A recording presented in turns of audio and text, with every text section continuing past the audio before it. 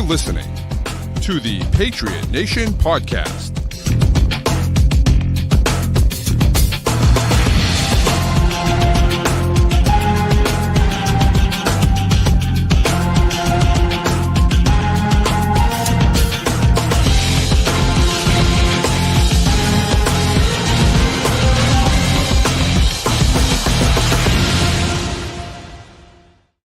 All right, welcome into another edition of the Patriot Nation podcast. As always, your guy Pat Lane here by myself tonight. No Matt tonight, but that's okay. Matt is traveling, visiting some family for the holidays. Hope you guys all had a great holiday. Those of you that celebrate Christmas, and if you don't, you're probably celebrating Hanukkah right now, or celebrating something else later on in the season as well. So we hope you had a great holiday. And enjoyed the football on Wednesday. Lots of football on Wednesday. Of course, football going on right now as I record on Thursday night. Just an absolutely just horrific game of football going on in Chicago right now between the Seahawks and the Bears. But we're watching it because it's Thursday night football. Of course, we're watching football. But nevertheless, we're here to talk about the Patriots. And I thought, because it is Festivus week, I thought in the spirit of Festivus that I would air some grievances about the Patriots. And in particular, of course, the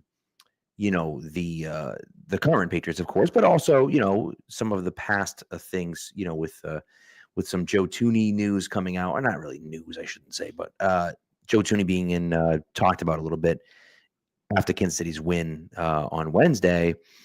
I just, anytime the Joe Thuney stuff comes up, it just annoys me again. And so it's something I have to talk about again. But nevertheless, so I guess our first place is where I'll start is the offensive line.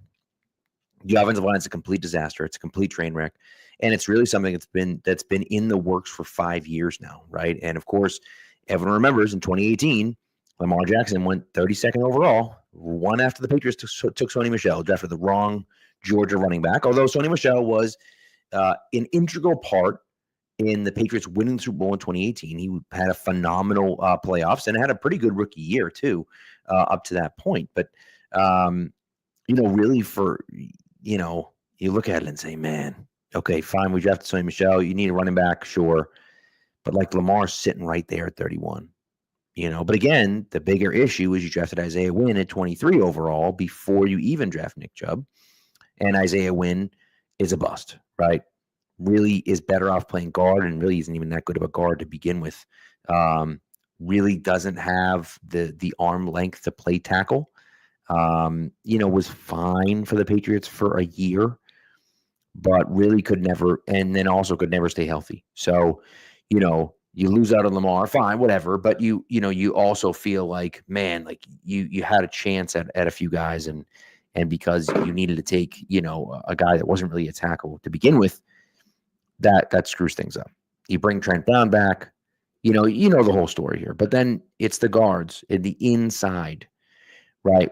The Joe Thuney, Shaq Mason, Ted Karras situation. Just an absolute, utter disaster from the Patriots. They franchised Joe Thuney in 2020 and then don't make him an offer. Then they don't go out of their way to make him an offer. They make him the highest paid guard in football by franchising him, but then they wouldn't give him a long-term contract. It made no sense. And then they draft Mike Onwenu in the 6th round that year. He plays pretty well, and Belichick looks at it and says, nah, I'd rather have the cheap guy than the expensive guy, which I understand the economics behind that. But like your offensive line was in shambles at that point. Your offensive line was in shambles. And so you really didn't have an answer anywhere. And so you let him walk.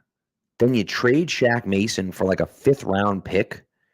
And you let Ted Karras walk. And Ted Karras isn't this great player. I mean, let's not get it twisted. But like Ted Karras is a solid player who, has been a captain in Cincinnati ever since he left.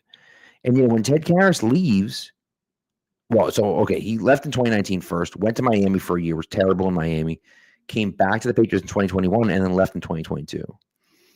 So he leaves the next season after Thuney leaves. You don't have a guy, right? You don't have a guy.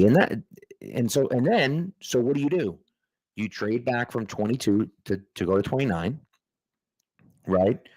And because you have let Mason and Tooney both leave, you need a left guard.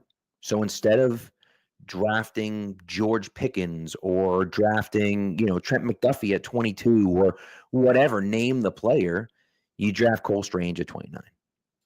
And Cole Strange thus far has been a bust, right? And even if he comes in and we'll get into some of that stuff later, but even if he comes in and plays well over the next few weeks, you still don't feel good about that draft pick at 29. Right. And the biggest issue I had with it at the time was that it was a fixable situation. You created the hole that you then filled in the first round. It made no sense. You had two guys you could have signed. Ted Karras didn't sign for big money. You could have signed Ted Karras and haven't been your left guard. Is he going to be the greatest left guard of all time? No, but he would have been fine, right? And that to me is like, sure. And right now, I think we're at 32 right now. We're the 32nd best offensive line. And I think that we're fighting for our lives to get to like 21, 19. If we can get somewhere in that early 20s, right? Late teens, early 20s, I think we'll be okay. We don't have to be the best offensive line in football. Right? Because Drake May has some ability to scramble, but you have to keep him at least a little bit clean. And you have to be able to run the ball with some consistency as well. And the Patriots haven't been able to do that because they haven't been able to get good blocking from their guys. Now, last offseason, a bunch of tackles are available in free agency. The Patriots go after exactly 0 of them.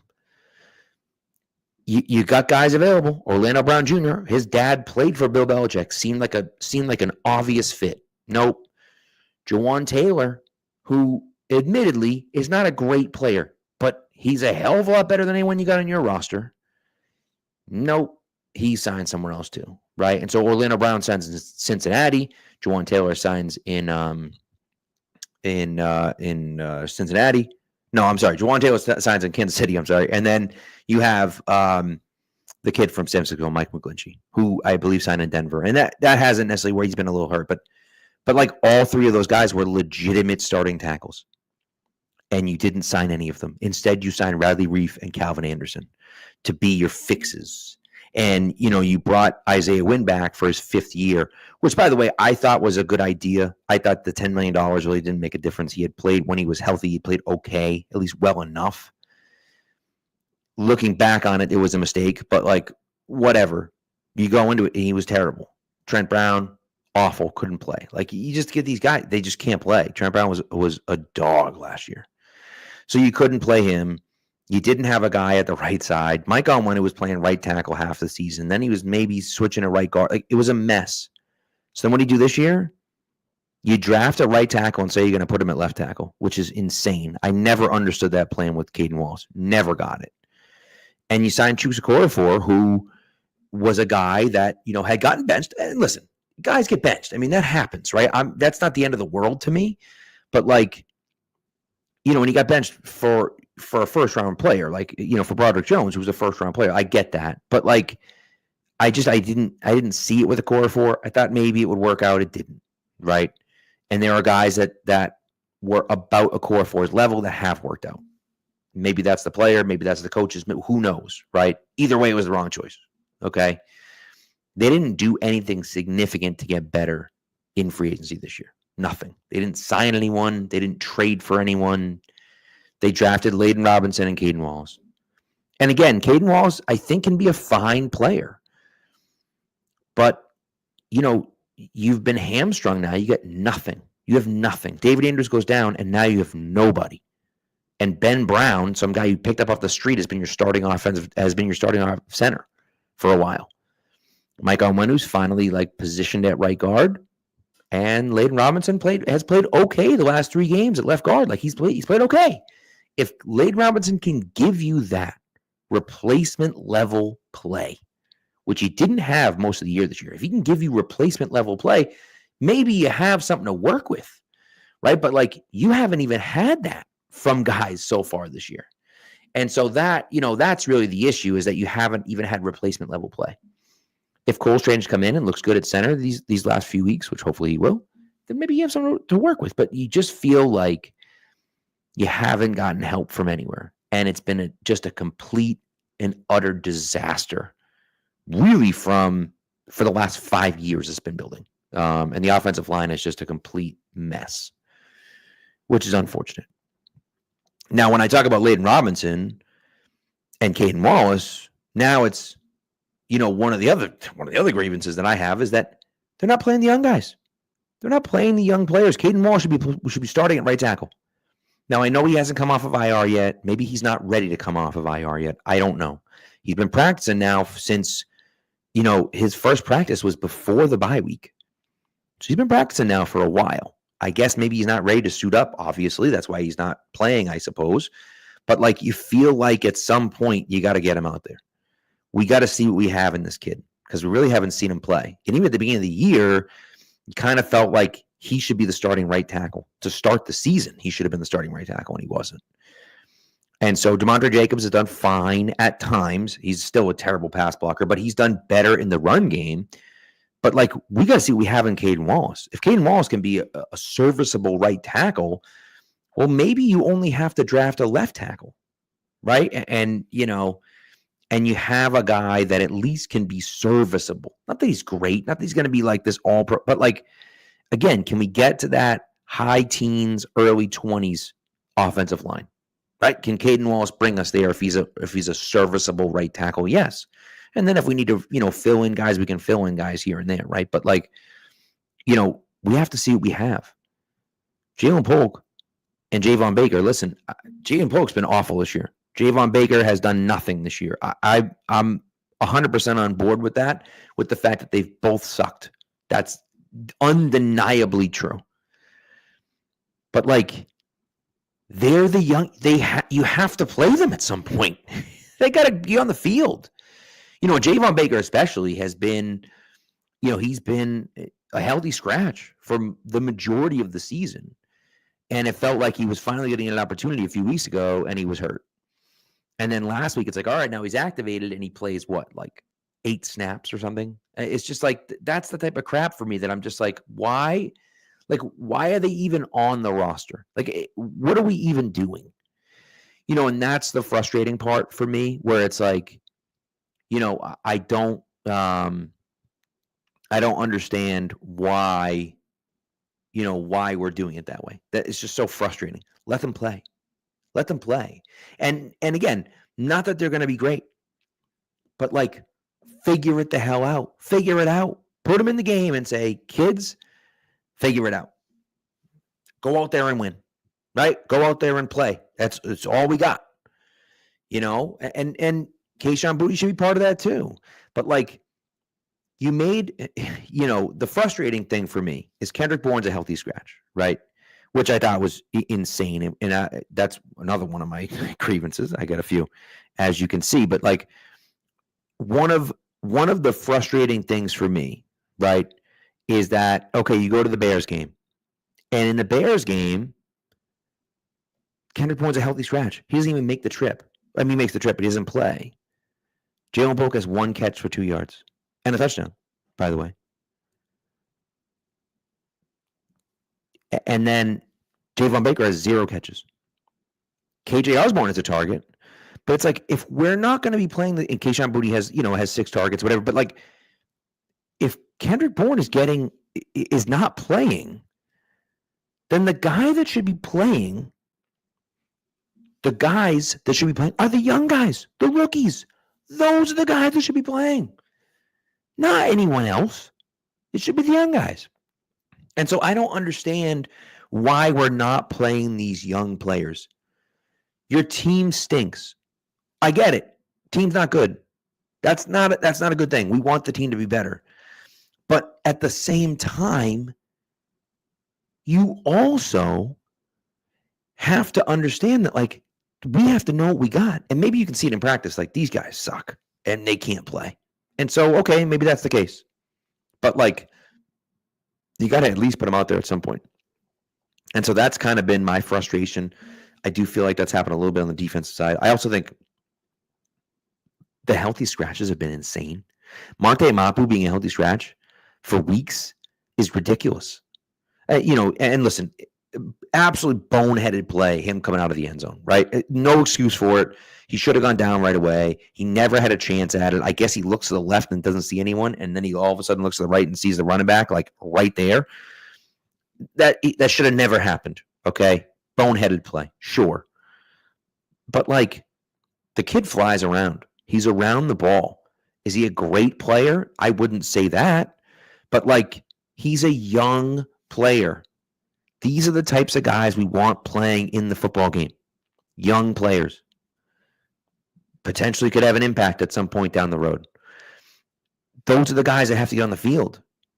If I'm the Patriots, why do I give a shit about winning games right now? I don't. I shouldn't. I should be worried about playing these young guys. And so, healthy scratch Javon Baker, weeks and weeks and weeks. Healthy scratch Marte Mapu. And then Mapu comes out and plays well against a really good Bills team. A really good Bills team. And the Bills were overlooking the Patriots and everything else and blah, blah, blah, whatever. I don't care. That's an unbelievable Bills team, a team that is going to be realistically competing for a championship this year. And you played the best defense you've played all year against any team, against that team. Maybe the Bears, but that doesn't really even count. The Bears were getting their offensive coordinator and coach fired. But the point is that you played great defense against that team. And part of that is because you had Marte Mapu in there. And Marte Mapu's not playing the rest of the year. And it doesn't make any sense. And so that part of it's been frustrating. Defensively, the run fits have been an embarrassment all year long. It's been an embarrassment all year long. And listen, is part of that, I don't know. Like, I don't know the answer. Is part of that the Donta Hightower not knowing what he was doing as a head coach, as a linebackers coach? I don't know. Is part of that just the defensive coaching in general? I don't know. Is part of that the players that are on the field? Probably, yeah. I'm sure the players have something to do with it. But I feel like the coaching is more responsible for the run fits being so poor, right? And so that's something that just can't continue to happen. It's embarrassing, to be honest with you. And you see some of the runs, and it's the hard thing is that it's not young guys. It's not young guys. Like, the long run they gave up at home the last week against Jonathan Taylor was Jabril Peppers. Jabril Peppers can't be the guy giving up the long run because he's peeking inside instead of staying in his gap. Like, that can't happen. It's just that type of stuff cannot happen. When you have veteran players, they have to be doing the right thing all the time. That's coaching. That's 1,000% coaching. And so that's definitely frustrating when you look at that. And so the defensive run fits have to improve. Again, whether that's the defensive coordinator in Covington, whether that's a linebackers coach, whether that's whatever it is, the coaching there's got to be better. Because listen, the players are the players. They're not great, and I understand that. But at a certain point, they're not even, like, a lot of times it feels like they're not even in the right spot. And it's like, well, that, like, you can prevent that. You can get them in the right position at least, and to not even have them in the right spot is just like, that's coaching. That's 1,000% coaching. You need to put them in a position to be successful, and then they have to make the play.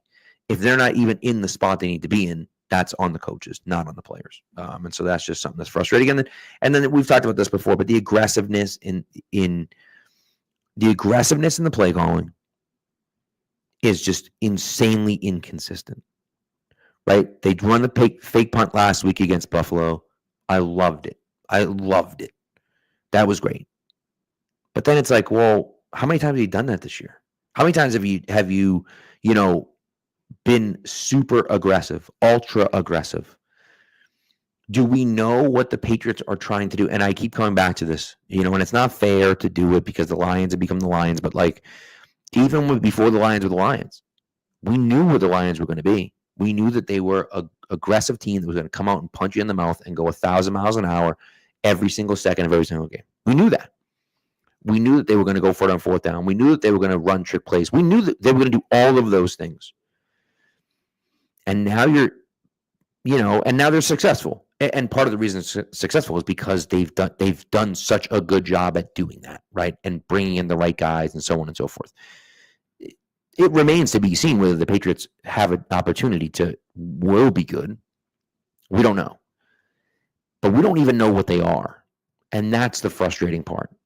We don't know the type of team they are. We don't know what they want to be. What do they want their identity to be? If I asked, 1,000 Patriots fans in the parking lot, what is the Patriots identity? They'd say Drake May. That's the identity is Drake May. We got nothing else. We don't know. I don't know. No idea. I guess we want to run the ball. I guess we want to do those things. But what else is there? Right? What else do you want to do? What are you trying to accomplish when you come out every single week? What are you trying to do? Right? We're trying to enforce our will. What's your will? Again, right? The Lions play with speed. They play with tempo. They want to just punch you in the mouth at all times, and they're going to throw a million crazy trick plays at you. Right? The Chiefs have fun playing football. They just have fun. They're going to run a million trick plays. Patrick Mahomes is like one of the smartest guys in football, and they have a really good defense now, right? And they have Chris Jones and Travis Kelce, right? And so their identity is that they're smarter than you, and they've become the Patriots because now it's, okay, we're not dominant anymore necessarily, but if you make a mistake, you're screwed, right? You're screwed if you make a mistake. Make one mistake, and we're going to make you pay for it, and you're going to lose because of it. And I mean, this is for years the Patriots did this, where it was like, we'd watch the game. I remember sitting in the stadium watching the game saying, man, the Patriots are playing crap today. They just look like garbage. And I'd look up and they'd be up, 24-3. And I'm like, what the hell? Like, how did that even happen? How are they winning? And it's just, because they do everything so well at every level. And you're not anywhere near that point. But the Bills have Josh Allen and they do it. So it's like, but what's your identity? What do you want your identity to be? And I don't know what that is for the Patriots. And that's the hard part of it. And Chris is right. Chris says they got to draft better. And you're certainly right about that. They got to draft better. And that's been an ongoing theme since, I don't even know. It's been a long time. It's been a long time, unfortunately. And that's, started with Belichick, and this year looked awful. And we'll get into the Lad McConkey stuff after the break. But nevertheless, so that was a little bit of airing grievances. I'll have some more kind of as we go throughout this Chargers talk. But let's get into our first ad break. This is PrizePicks, of course. PrizePicks is the best place to get real money sports action with over 10 million members and billions of dollars in awarded winnings. PrizePicks has made daily fantasy sports accessible to all. You just pick more or less on at least two players for a shot to win up to 1,000 times your cash. Run your game all season long on PrizePicks, America's #1 daily fantasy sports app. Now, the holiday season, PrizePicks is giving away 2 free picks in December, and they're giving away $30+ million in rewards during Picksmas. They have all sorts of deals going on right now. You got to get in there. Also, they offer Venmo, deposits, and withdrawals, so you can get your money in and out super quick, which is great. Now, for this week, actually, I hit 2 of my lineups last weekend. I'm on a roll, baby. But I got I had 2 of my lineups for this week, or my lineup for this weekend is I have Chase Brown with more than 27.5 receiving yards against Denver. I have Josh Allen for more than 174.5 passing yards against the Jets. And I have Antonio Gibson for more than 8.5 receiving yards against the Chargers on Saturday. Now, what you're going to do is you're going to download the app PrizePicks. You're going to put in the promo code CLNS. When you do that, your first $5 lineup that you play, not win, when you play your first $5 lineup, you're going to get $50 instantly. Again, download the PrizePicks app, put in the promo code CLNS, and when you play your first $5 lineup, you're going to get $50 instantly. PrizePicks, run your game. All right, so let's talk about the Chargers a little bit. The Chargers, the Chargers come in here, and you want to talk about understanding your identity, right, and knowing what your identity is. And the Chargers have taken on the identity that Jim Harbaugh wants them to have, right? And Jim Harbaugh's identity and the identity that he wants them to have is for them to be a tough football team that's going to punch you in the mouth and go to work every day, right? And for Christmas, what he gave all the guys, like a lunch pail. This is the type of stupid crap that he does. He's a college coach at heart, right? But like, this is the type of stuff that he does.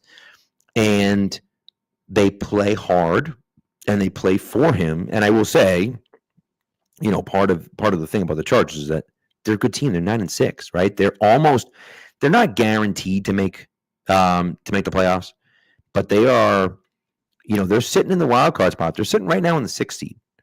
And so there's a lot of football left to play, but they're 9-6, right? The Colts and the Dolphins are both 7-8.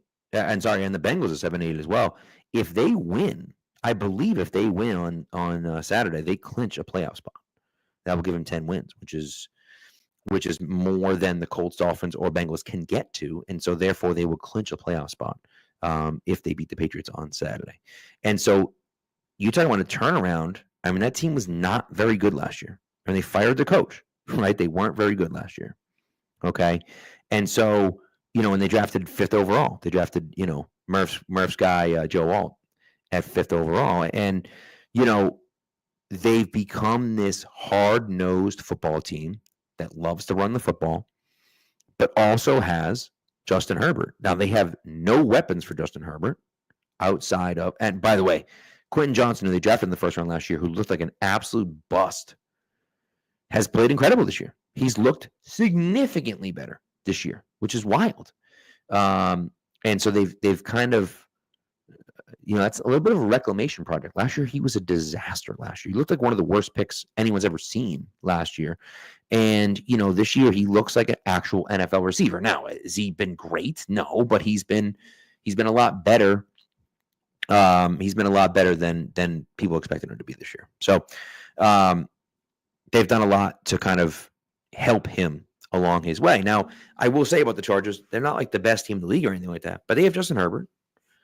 And unfortunately, the Patriots gave them Ladd McConkey, who has been, certainly their best receiver all year long, and has really been, one of the better. I don't want to say one of the better receivers in the NFL, but has been a reliable receiver for them. Certainly, a lot more you can say than you can say about any of the Patriots guys. Ladd McConkey has 69 receptions for 960 yards and 5 touchdowns so far this year. I don't know. I don't know what the Patriots were looking at. I don't really understand why they passed on McConkey. It was one of those Senior Bowl moments where like he was incredible in the Senior Bowl and everyone was kind of like, whoa, this kid like is legit and like actually like you can see it. But I guess people didn't believe it. I'm not really sure what happened. What I can tell you is that he's a significantly better player than the Patriots thought, obviously. They moved back. They picked up a 4th round pick, which of course they used to take Javon Baker. And they gave a 6th round pick back, who Tarheeb Steele, I believe is the guy's name that the Chargers drafted, corner, who's played well for them this year. So it's kind of like, it's a little frustrating. And, the Patriots that have famously missed on just player after player after player, especially the wide receiver position.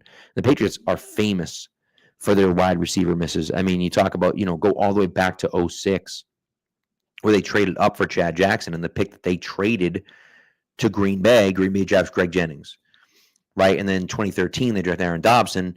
And, a few picks later, the Chargers draft Keenan Allen. And you're just like, and then, of course, you go to 2019, and 2019, they draft N'Keal Harry over, A.J. Brown and over Deebo Samuel. And, you just sit there and you're like, how do you screw that up? And DK Metcalf, right? And you're just like, how did you screw that up? And then you go to 2022, I'm sorry, and you drafted Tyquan Thornton, who's been a bust. And, even a guy like Alec Pierce, who isn't a great player for Indianapolis, but a guy like Alec Pierce that, is a deep threat for Indianapolis. If that's the type of player you wanted, I don't know how you looked at Tyquan Thornton and thought he was a better option than Alec Pierce. Alec Pierce can really only do one thing well, but he does it pretty darn well. He's a big-bodied receiver. Like, that, it didn't make sense for me. I know Phil Perry had him on his podcast that offseason, I remember. But, it's just like, that's the hard stuff for me. And it's like when you miss that badly, and you do it consistently over and over. And obviously George Pickens gets after that year, but I don't think George Pickens was a guy that Belichick would have ever had on his team anyways, but that's neither here nor there, I suppose. But here's the hard thing. You draft Jalen Polk at 37. 38 goes to Vondre Sweat, D tackle from Texas, goes to Tennessee, who's been an absolute monster this year. And like the Patriots front seven's been a disaster. Like they really could have used Vondre Sweat. Braden Fisk, who's been very good for LA as a D tackle, goes at 39. At pick number 40 goes Cooper DeJean, who is a D-back who has been extremely good for Philadelphia this year, right? Cooley McKinstry, Kamari Lassiter, cornerback from Georgia, goes at 42. He was playing last night. He looks fantastic. And so you start looking at these players. Edgerrin Cooper, linebacker for Green Bay. He's been fantastic this year. That's 43, right? And so now you start going down the list and you're looking at this like Mike Sanders still at 50. For Washington from Michigan, a dog. I know that he's a smaller guy. He's been awesome this year. He looks fantastic. A.D. Mitchell gets drafted to 52, and he's been up and down for the Colts. But the point is that you have all of these guys that you just you look at and you say, man, we had a shot at all of these different players. Roger Rosengarten, who gets drafted to 62, which is almost the end of the second round, but that's a guy that is playing right tackle for the Baltimore Ravens right now and looks very good and actually looks good. Right. And so, of course, you draft Caden Wallace at the top of that third round, but it's Roger Rosengarten is a guy that really you should have drafted, over Caden Wallace. And as we look at it, obviously over Jalen Polk right now, but it's and I know maybe you wanted a wide receiver, maybe you didn't want a D tackle or whatever, and D tackle wasn't a concern. Of course, Christian Barmore wasn't hurt, before the season. So we get that. But, it's frustrating to see all of those good players go after a guy that just looks so bad and so lost in Jalen Polk. And so, and of course, now we're playing the Chargers. And so that comes back up when you look at the Chargers and say, man, they really got a really good one in Ladd McConkey. And that's a guy that we should have had and just didn't draft him. So that's frustrating. And again, for Patriots fans, it just seems like, yep, the Patriots did it again. They did it again. They tried for a wide receiver and blew it again. And that's the frustrating part if you're a Patriots fan, that you just feel like it just happens consistently over and over and over again. But this is the Chargers team that likes to run the ball, that, plays physical on defense. That's got, Derwin James is a beast on defense. And they really enjoy running the ball a lot. You look at their offensive line, and they've spent real draft capital on their offensive line. When you look at the guys that are starting for them, right? Rashawn Slater, first round pick. Zion Johnson, first round pick. Joe Alt, first round pick. That's 3 first round picks on their offensive line.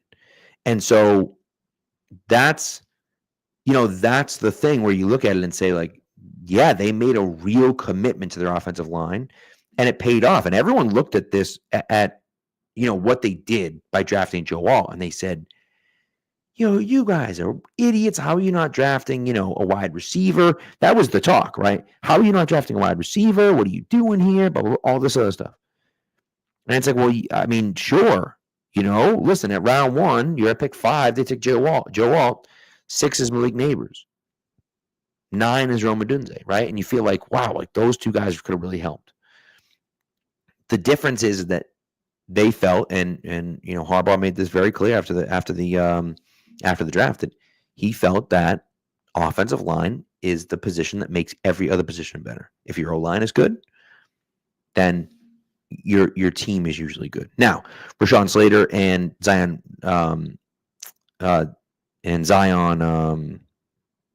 you know what I mean. And the kid from BC, Zion Johnson, were both later picks in the first round. But the point remains that, they're guys that you spent real serious draft capital on because you're trying to make your offense better. And I think the Patriots really need to buy into that. Now, again, they spent a first round pick on Cole Strange, but I always, and it's a little bit of a cop-out, but I always feel like it doesn't necessarily matter where you draft the guy. It matters who you draft, and unfortunately the Patriots didn't get it right with him, unfortunately. So it is what it is. But anyways, so that's that. So that's what the Patriots are against the Chargers. It's going to be a tough game. I don't know if the Patriots can win this game, to be honest with you. I think that they're certainly not as tough as the Chargers are. They're not as physical as the Chargers are. I think the Chargers are just a better football team than they are. And so, we'll see how it goes. But and the Chargers have a lot to play for. Again, if they win, they're in the playoffs.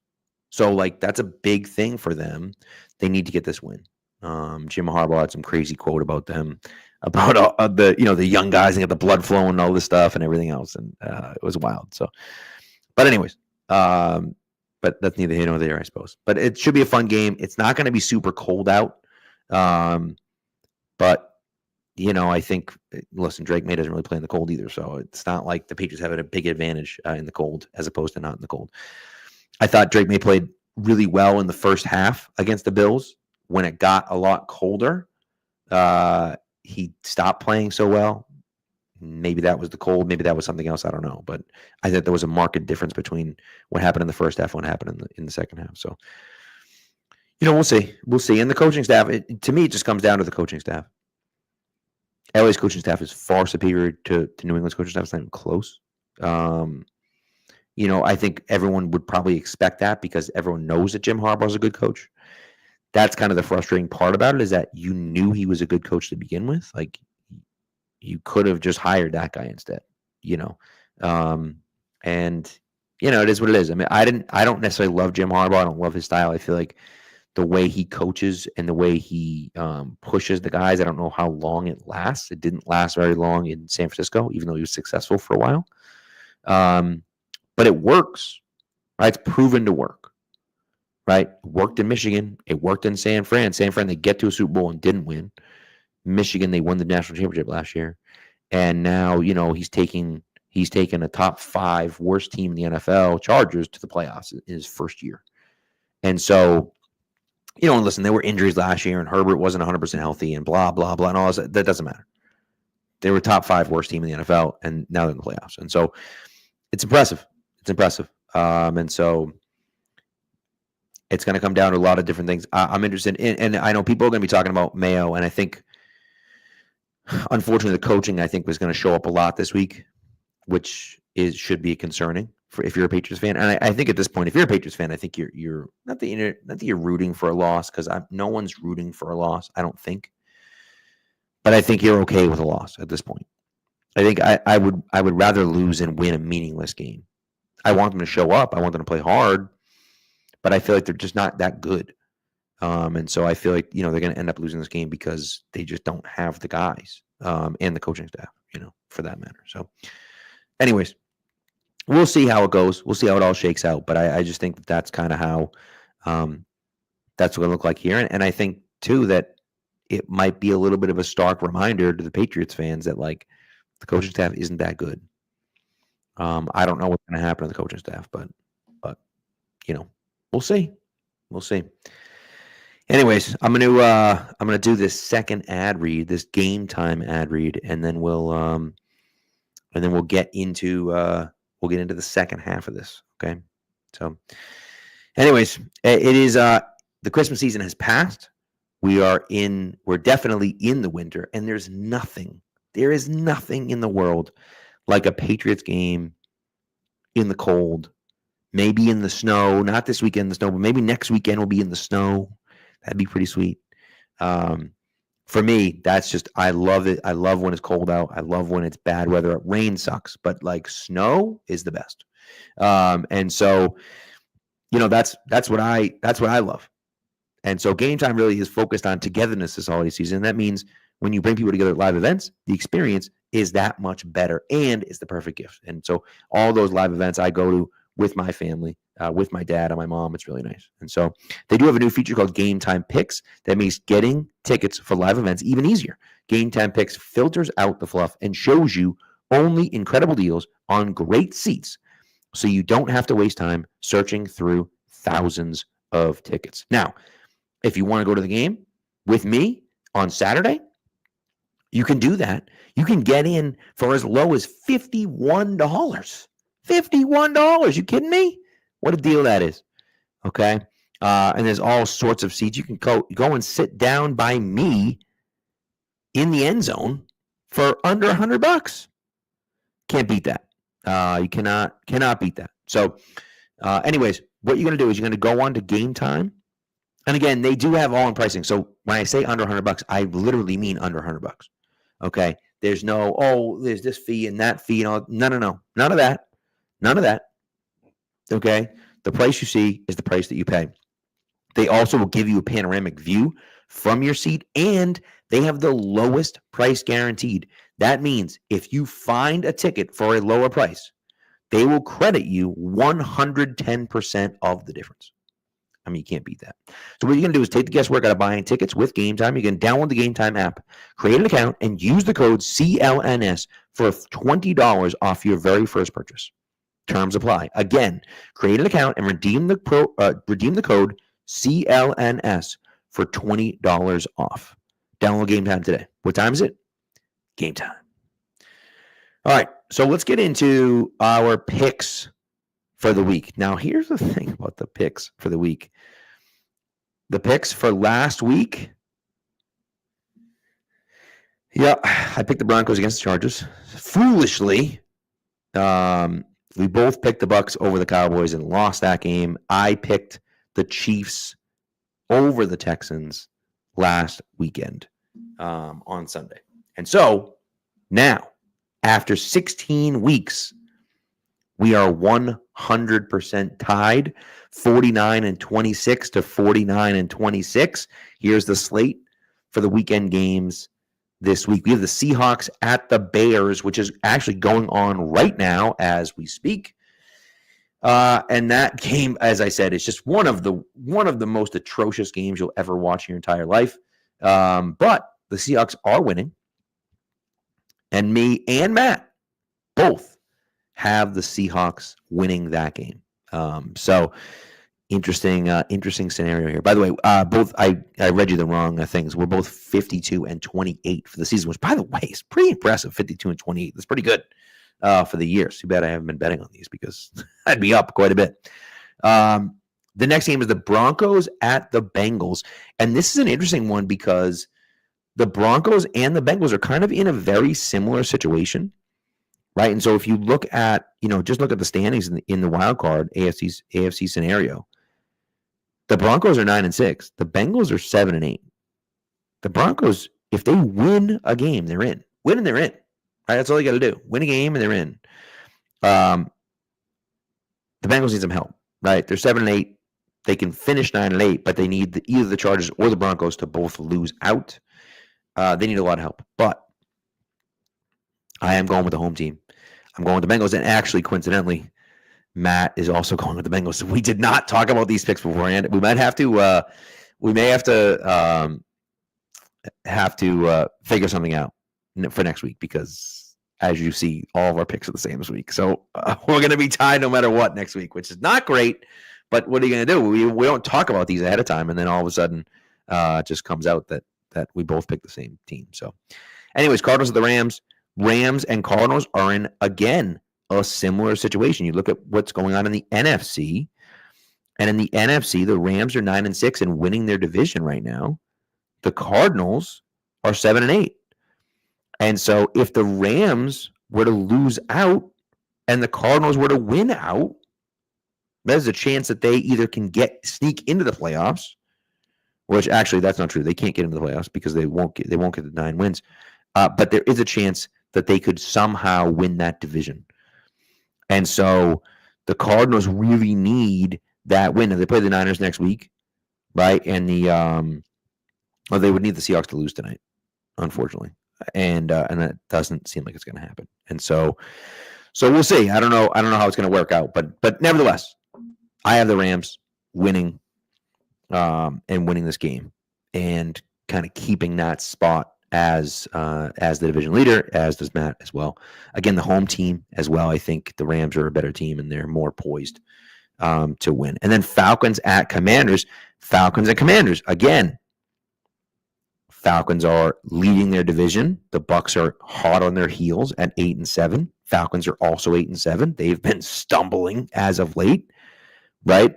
But they won their last two. Of course, after the win, they benched Kirk Cousins. The win against the Raiders, they benched Kirk Cousins and put in Michael Penix. And Penix was fine in his first game, but they crushed the Giants last weekend. So it's going to be interesting to see what happens this weekend against the Commanders in Washington. Again, the Falcons are fighting to keep their playoff hopes alive. They're not making the playoffs unless they win the division. And so, that's going to mean that they hold off the Bucs who are 8-7 and right on their heels. And so that's going to be really interesting. But nevertheless, I have the Commanders winning this game. And again, so does Matt. I just think the Commanders are too good. It's just not going to happen. I don't think the Falcons are going to win, but you never know. You never know. But outside, I don't know. And then the Monday night game, Lions and 49ers, this one to me is just a no-brainer. The Niners have been, flailing basically all season long. They're 6-9. They're just not that good. And the Lions are an absolute, powerhouse at 13-2. And again, the Lions don't have any wiggle room, right? At the top of that NFC, the AFC's done, right? The Chiefs have the number 1 seed. The Bills, assuming they beat the Jets, are going to be the number 2 seed. And so, that's done. The NFC is not that case at all. The Lions are 13-2. The Vikings are 13-2. And the Eagles are 12-3. The Eagles are right on, so it's if the Lions lose a game, they're in trouble. They're in serious trouble of not only not getting the number 1 seed in a bye, but not even winning their division. And so, the Lions really, really have, a lot. And of course, they're playing the Vikings the last week of the season. And so, assuming they both win this weekend, Lions have this game and the Vikings playing the Packers. Assuming they both win this weekend, that last game is going to be for, right, the NFC North and the number 1 seed, which is crazy. So, nevertheless, all that being said, I have the Lions winning in San Fran. I just think the Lions are just too good. And Matt also has the Lions winning, So we'll see. It's going to be really interesting to see what happens there. I think the Lions can make the Super Bowl. I think that they have to be at home to do that, though. I know that they won in Chicago against the Bears team stinks, though, as we can see watching them again today. They're just not that good. And so, sure, you win one game on the road, but can you go into Philadelphia and win on the road in a cold weather game? I don't know if you can. And so, so even if they were to hold off the Vikings and win next weekend, and maybe they take the division in that scenario, the Eagles could get that number 1 spot. That can't happen, at least as far as I think, at least for the Lions. So, nevertheless, all right, that's what we got. So those are our picks of the weekend. I did say my PrizePicks one. I don't have one for Matt. I didn't even grab one for Matt, but that's okay. I did have my PrizePicks. My PrizePicks was, again, Chase Brown for more than 27.5 receiving yards against the Denver Broncos. Josh Allen for more than 174.5 passing yards against the Jets. And Antonio Gibson for more than 8.5 receiving yards for the Patriots, of course, this weekend against the Chargers. So anyways, that's what I got for you. I appreciate you coming along and listening to me air some grievances out for this Patriots team. And Matt checked in, by the way, and said Merry Christmas to everyone. Hope Matt's doing well. Out visiting his family. I hope you guys all had a great holiday and, enjoyed yourself. Take some time off to yourself as well. And, appreciate you coming along for the ride as always. It's been a tough year. Right? The Patriots have not been good, but you've been here, and we appreciate that. So, anyways, thank you so much for tuning in, and we will talk to you Saturday night after the Patriots play the LA Chargers. We'll see how that goes, but nevertheless, thanks for tuning in, and be good to each other, and go Pats.